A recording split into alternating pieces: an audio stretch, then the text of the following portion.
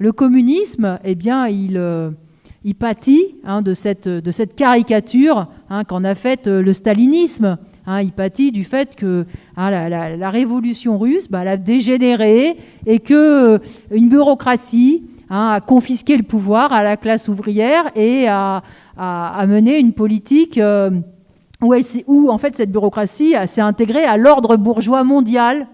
Voilà, et tous ceux qui, dans le monde, ont ensuite brandi cette étiquette, ont repris cette étiquette, c'était en fait des gens qui raisonnaient comme des politiciens bourgeois, qui avaient trouvé le bon filon, parce que la révolution russe, elle avait un tel crédit dans les masses pauvres, dans les masses exploitées partout dans le monde, que c'était une étiquette bonne à brandir, y compris pour arriver au pouvoir, et dans plein de pays, des dirigeants l'ont utilisé, cette étiquette, alors même qu'ils n'avaient aucune intention et leur combat, c'était pas que les travailleurs eux-mêmes prennent le pouvoir.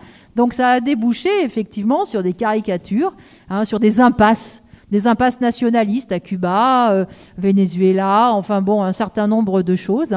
Ça, on pourrait en discuter. Mais bon, nous, on a, de ce point de vue-là, on fait partie du courant trotskiste qui a toujours combattu toute cette dégénérescence de l'idéal communiste. Aujourd'hui, effectivement, quand on voit comment le capitalisme fonctionne, quand on voit que justement cette loi du profit, ces capitaux, ils sont vraiment un obstacle désormais pour résoudre tous les problèmes qui se posent à nous. Le camarade l'a très bien dit sur le thème de l'écologie, tu as utilisé des exemples, tout ça c'est très concret et bien sûr que ça montre que vraiment il y a une impasse si on reste dominé, si la société reste dominée par ces multinationales qui ne jurent que par leur fric. Mais prenons un autre exemple, la question de l'emploi, la question du travail que j'ai un petit peu développé dans mon topo, c'est la même chose. Quand je dis que voilà, c'est pas le travail qui manque, c'est pas le travail, parce qu'en fait, il y a un tas de choses à faire pour répondre à nos besoins à tous, pour faire que la société soit mieux organisée. Il y a un tas de choses qu'il faudrait faire. Il y a du travail à faire. Alors, ce qui est complètement dingue, c'est qu'il y a du travail, il y a des choses à faire, et de l'autre côté, il y a des bras qui pourraient le faire. Mais les deux ne peuvent pas correspondre, parce qu'entre, il y a un barrage qui est fait par les capitalistes qui vont décider si oui ou non, ils s'engagent dans telle ou telle activité, s'ils lancent telle ou telle production. Voilà, c'est devenu un obstacle, encore une fois. Et ce qui est dingue, c'est le décalage entre les immenses possibilités de cette société, ces immenses potentialités, et ce qu'on en fait aujourd'hui. Et pour nous, communistes, l'évidence, c'est qu'il faut faire sauter ce barrage. Ce barrage de la propriété privée des moyens de production. Il faut exproprier la bourgeoisie de ses moyens de production et les rendre collectifs. En fait, en reprendre possession.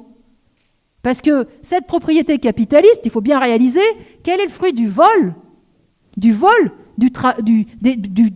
fruits du travail de générations entières. Donc nous, toute la société, elle montre que voilà, il faudrait faire sauter cela.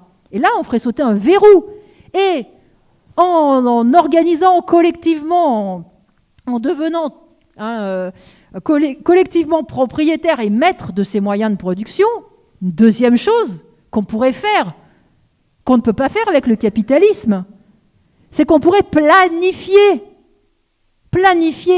C'est-à-dire vraiment se poser consciemment, réfléchir, choisir ensemble, qu'est-ce qu'on produit, qu'est-ce qu'on arrête de produire, qu'est-ce qu'on développe, où est-ce qu'on met le paquet, où est-ce qu'on met les investissements. Si on doit faire des choix, discutons-en.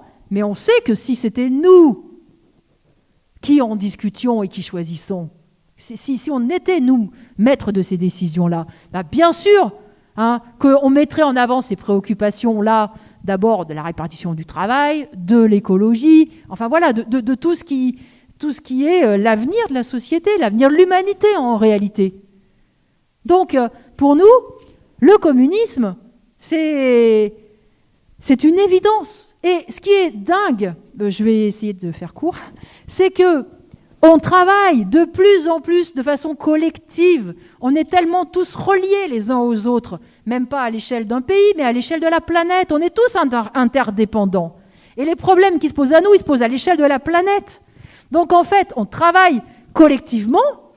Maintenant, on est une seule et même collectivité qui travaille pour ce système-là. Tous les problèmes se posent à l'échelle de la planète.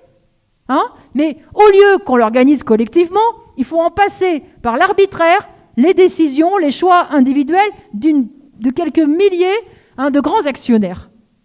C'est ce verrou-là qu'il faut faire sauter, et qu'il faut faire sauter d'abord dans les consciences.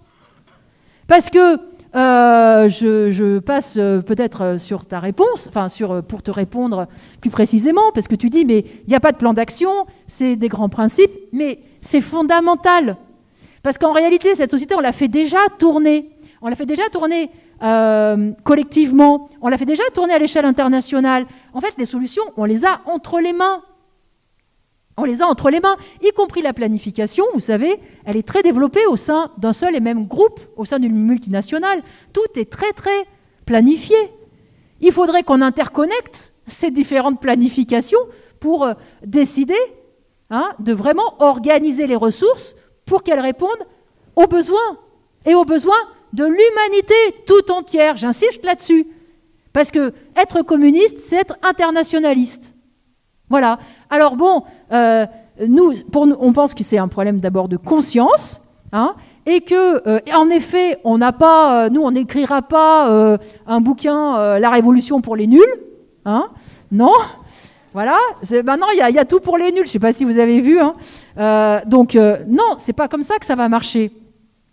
Et il n'y aura pas un plan d'action avec petit a, petit b, petit c, petit d. En revanche, voilà, il y a des principes essentiels. C'est que les travailleurs, s'il y a des masses de gens révoltés qui veulent changer les choses, il faut qui sachent qu'ils doivent demander des comptes, contester la dictature du grand capital. Et quand je dis dictature, c'est ce que le camarade il a raconté sur Amazon. C'est une dictature. Y compris, parce que quand tes chefs t'ont fait venir dans le bureau et t'ont demandé des comptes avec qui tu avais discuté, c'est quoi? C'est une police. Donc, on demande des comptes à ceux qui dirigent la société, au grand capital, au grand patronat.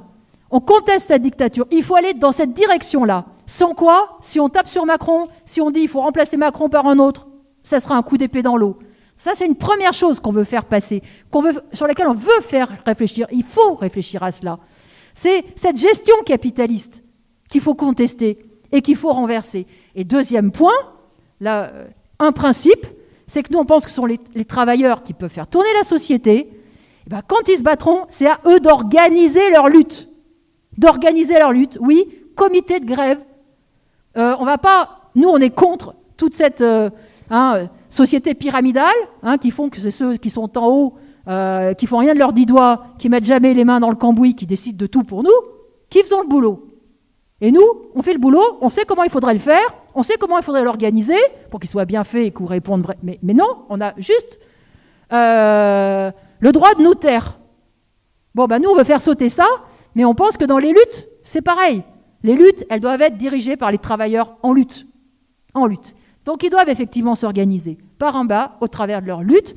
Donc, on a un certain nombre de fils conducteurs qui sont le fruit des expériences des mobilisations du passé. Donc, nous, c'est ça qu'on veut transmettre. Après, quels problèmes exacts se produiront et se poseront quand ces masses se révolteront? Il y en aura plein qu'on ne peut pas inventer, qu'on ne peut pas connaître à l'avance.